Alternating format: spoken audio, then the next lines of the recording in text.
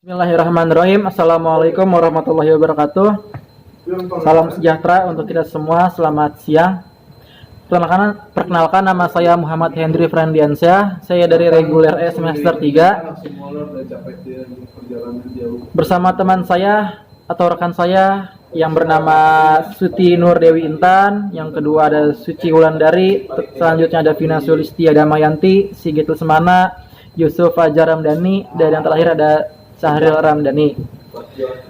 Pada kesempatan ini kami akan mempresentasikan sebuah hasil diskusi kami kelompok 5 dengan judul pengambilan keputusan. Tapi sebelumnya saya ucapkan terima kasih kepada dosen kita semua, yaitu Pak Amir, yang telah memberikan kesempatan pada kami, dan juga terima kasih kepada teman-teman semua yang telah menyaksikan kelompok 5. Untuk presentasi pertama ini yang mengenai pengambilan keputusan, itu akan dibawakan langsung dengan saya, yaitu dengan Henry. Pasti kalian sudah mengetahui apa itu pengambilan keputusan ya. Cuman saya jelaskan lagi definisi pengambilan keputusan itu ya. Pengambilan keputusan merupakan suatu tindakan yang menentukan hasil dalam memecahkan masalah dengan memilih suatu jalur tindakan di antara beberapa alternatif yang ada melalui proses mental dan berpikir logis, dan juga mempertimbangkan semua pilihan alternatif yang ada yang mempengaruhi negatif ataupun positif. Dalam dunia manajemen atau dalam kehidupan organisasi, baik swasta maupun pemerintah, proses atau tindakan itu lebih banyak tampak dalam berbagai diskusi. Pengambilan keputusan menurut para ahli Eisenhower dalam 2010, pengambilan keputusan adalah proses pembuat pilihan dari sejumlah alternatif untuk mencapai hasil yang diinginkan. Definisi ini memiliki 3 kunci elemen. Yang pertama itu pengambilan keputusan melibatkan beberapa pilihan dari sejumlah pilihan. Yang kedua itu ada pengambilan keputusan adalah proses yang melibatkan lebih dari sekedar pilihan akhir dari antara alternatif. Yang ketiga, hasil yang diinginkan, yang disebut dalam definisi melibatkan tujuan atau target yang dihasilkan dari aktivitas mental, bahwa pembuat keputusan terlibat dalam mencapai keputusan akhir dalam Leonenberg 2010. Yang kedua ada yang ilmiah dari Terry 1994.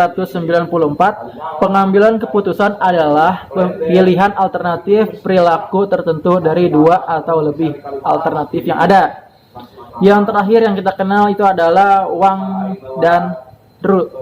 Itu diselenggarakan pada 2007. Berpendapat bahwa pengambilan keputusan adalah proses yang memilih pilihan yang lebih dari disukai atau suatu tindakan dari antara alternatif atas dasar kriteria atau strategi yang diberikan. Yang dilanjutkan oleh rekan saya mengenai pengambilan keputusan. Rasionalisasi keputusan. Rasionalitas keputusan dilakukan dengan membandingkan antara tujuan institusi dengan hasil keputusan yang dilakukan. Selain itu, rasionalitas keputusan dilakukan dengan membandingkan antara rencana dengan tujuan. Keputusan yang diambil seharusnya sesuai dengan rencana yang sudah disusun. Keterangan tambahan yang tepat dan berkualitas pada berbagai jenis keputusan digunakan melakukan verifikasi rasionalitas rencana tujuan. Rasionalisasi subjektif dapat digunakan jika keputusan memaksimalkan hasil dalam kaitannya dengan pengetahuan subjek tertentu. Sedangkan rasionalisasi objektif dapat diterapkan pada keputusan yang memaksimalkan nilai dalam situasi tertentu. Penerapan rasionalitas sengaja dapat dilakukan pada keputusan di mana penyesuaian rencana untuk mencapai tujuan merupakan proses dengan sengaja. Sebuah keputusan dapat dikatakan rasional apabila terdapat kesesuaian rencana pada tujuan dari individu atau organisasi. Secara organisasi, keputusan dianggap rasional apabila memiliki kesesuaian dengan upaya pencapaian tujuan organisasi. Sedangkan secara personal, keputusan dianggap rasional apabila diarahkan pada kepentingan pribadi. Oke, yang ketiga ada mode pengambilan keputusan. Dalam mode pengambilan keputusan terdapat 2 model. Yang pertama, mode rasionalitas. Jadi, apa itu model rasionalitas? Model rasionalitas adalah pengambilan keputusan berdasarkan adanya keterkaitan logis antara pengambilan keputusan dengan pencapaian tujuan organisasi. Berkaitan dengan aktivitas pengambilan keputusan, terdapat banyak asumsi. Di antaranya, 1. Keputusan yang diambil akan sepenuhnya rasional dalam hal rencana tujuan. 2. Dimungkinkan adanya pemilihan alternatif karena terdapat sistem pilihan yang lengkap dan konsisten. 3. Adanya kesadaran penuh terhadap semua kemungkinan alternatif. 4. Tidak ada batasan pada kompleksnya perhitungan yang dapat digunakan untuk menentukan pilihan terhadap alternatif terbaik. Dan yang terakhir, kemungkinan kalkulasi tidak misterius atau membuat takut bawahannya. Yang kedua, ada model sosial. Ahli perilaku organisasi Sigmund pun memandang manusia sebagai sekumpulan perasaan, emosi, dan naluri dengan perilaku yang dipandu oleh keinginan yang tidak disadari. Apabila ini merupakan deskripsi yang lengkap, maka akan menjadikan keputusan yang diambil tidak efektif. Pengambilan keputusan yang tidak rasional oleh seorang manajer dapat diakibatkan oleh adanya tekanan dan pengaruh sosial. Apabila subjek menginformasikan kondisi benar dan salah, hitam dan putih, dengan membandingkan panjang garis, maka kesimpulan logis adalah dunia nyata yang kelabu ini tidak rasional. Untuk menyamakan garis pengambilan keputusan dengan alternatif keputusan manajemen, pemimpin membutuhkan imajinasi. Ada yang masih meragukan mengenai pentingnya alternatif keputusan manajemen. Selain itu, banyak dinamika psikolog lainnya yang berpengaruh terhadap pengambilan keputusan. Gaya pengambilan keputusan. Gaya direktif pengambilan keputusan. Dengan gaya direktif adalah pengambilan keputusan dengan melakukan pengarahan atau pemberian instruksi. Gaya analitik. Seorang pemimpin yang mengambil keputusan dengan gaya analitik adalah pengambilan keputusan yang menggunakan dasar analisis terhadap beberapa fenomena yang terjadi. Gaya konseptual, ya, seorang pemimpin yang mengambil keputusan dengan gaya konseptual adalah pengambilan keputusan yang menggunakan dasar konsep atas fenomena yang terjadi. Gaya perilaku, seorang pemimpin yang mengambil keputusan dengan gaya perilaku adalah pengambilan keputusan yang menggunakan dasar analisis terhadap perilaku bawahan atau rekan Teknik kerja. pengambilan keputusan yang pertama ada teknik partisipatif. Teknik ini dalam pengambilan keputusan merupakan gaya kepemimpinan demokratis dan kebanyakan berorientasi pada perilaku. Sebagai teknik pengambilan keputusan, teknik ini mencakup individu atau kelompok dalam proses.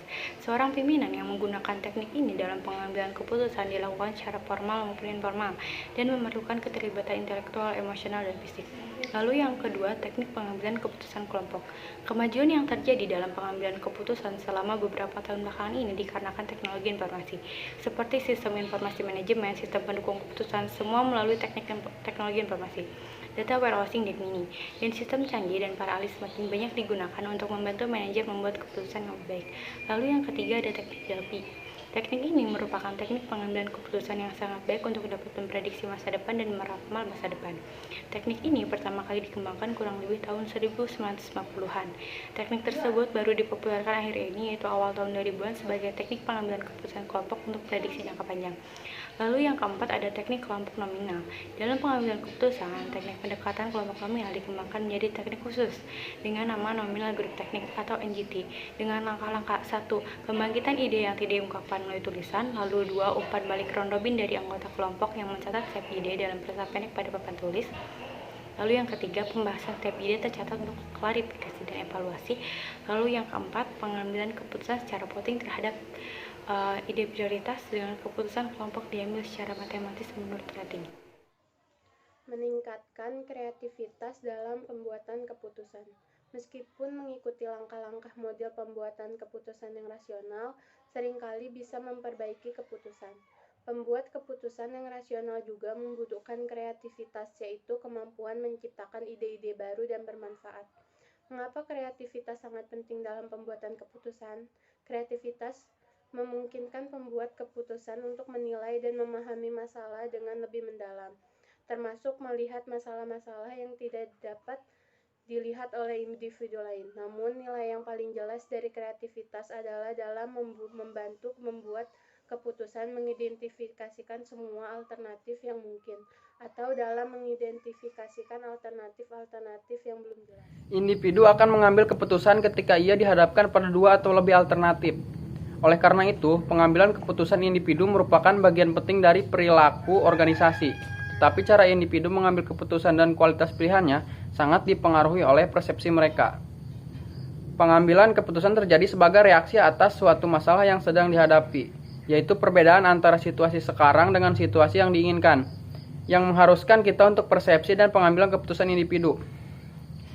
Mempertimbangkan alternatif-alternatif tindakan yang harus dilakukan untuk mengatasi atau menyelesaikan masalah tersebut. Setiap keputusan membutuhkan kita untuk menginterpretasikan dan mengevaluasi informasi yang kita terima. Pada umumnya, kita menerima data dari berbagai sumber yang perlu kita saring. Proses dan interpretasi data, mana yang relevan bagi keputusan dan mana yang tidak. Persepsi kita akan mempengaruhi pertanyaan itu. Kita juga perlu mengembangkan alternatif-alternatif dan mengevaluasi kekuatan dan kelemahannya. Sekali lagi, proses perseptual kita akan mempengaruhi hasil akhir. Selama pengambilan keputusan, kesalahan perseptual seringkali muncul sehingga dapat membiasakan analisis dan kesimpulan. Ya, saya akan membahas tentang kesimpulan ya. Berdasarkan pembahasan peran kepemimpinan dalam pengambilan keputusan yang telah diuraikan, dapat ditarik kesimpulannya bahwa kepemimpinan merupakan aktivitas untuk mengaruhi perilaku orang lain agar mereka mau diarahkan untuk mencapai tujuan tertentu. Teori tentang kepemimpinan akan berkembang dan berevolusi sesuai dengan perkembangan zaman. Teori kepemimpinan berproses secara perlahan menuju teori kepemimpinan transformasional. Teori kepemimpinan berkembang melalui pembahasan tentang perilaku atau karakteristik khas seorang pemimpin sampai situasi-situasi yang dihadapi oleh pemimpin. Kepemimpinan yang efektif adalah kemampuan mengarahkan dan mempengaruhi yang dimiliki karakteristik yang dapat dikelompokkan dan didefinisikan pada dua kutub yang berbeda dan saling bertolak belakang. Pengambilan keputusan adalah tindakan yang paling alternatif. Sekian presentasi kelompok kami, kelompok 5. Terima kasih telah mengikuti presentasi kali ini. Semoga dengan presentasi kali ini dapat menambah wawasan Anda. Dan bila ada tutur kata pada kelompok kami yang kurang berkenan di hati Anda, mohon untuk dimaafkan. Bila taufiq wal hidayah, wassalamualaikum warahmatullahi wabarakatuh.